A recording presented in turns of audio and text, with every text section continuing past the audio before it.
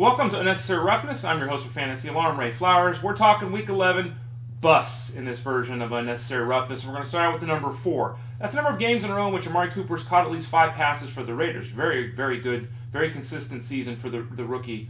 He's up for Rookie of the Year, actually, for the Raiders. But he's a rough play this week.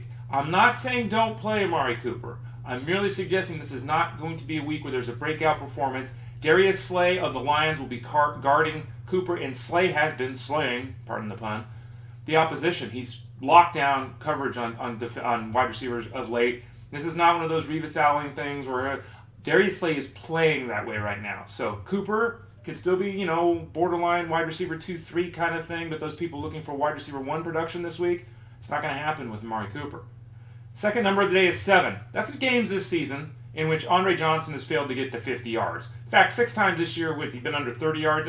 I know he had 6 catches for 77 yards and 2 touchdowns when Hasselbeck took over in the game in Houston, but I think that was all the revenge game factor. I can't believe I just said that. I think it was all the revenge game for Andre Johnson. Johnson's not going off merely because Matt Hasselbeck is under center. He has been awful all season long. Maybe he'll be better with Hasselbeck than he was with Luck because they have some kind of connection that Luck and he weren't able to grow. But the fact is, if you're playing Andre Johnson this week, I cannot get behind that. He's not even a wide receiver 3 in Week 11. Next number is 30.6.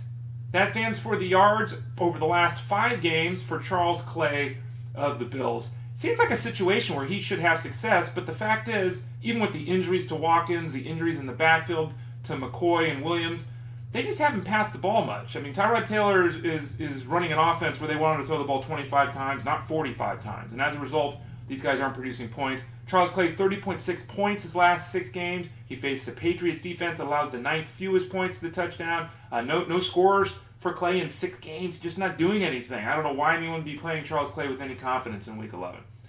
And then the following, 2 more numbers, 0, as in the number of games this season. I got so excited I almost blew this. 0, the number of games this season Jeremy Hill has not rushed for 65 yards. Oof. Jeremy Hill, who was a superstar, a top 5 running back in the second half of the 2014 season, doesn't have 1 game with 65 yards rushing. Faces a Cardinals team this year that's allowing 93 yards on the ground. They've only allowed 5 rushing scores. Terrible matchup.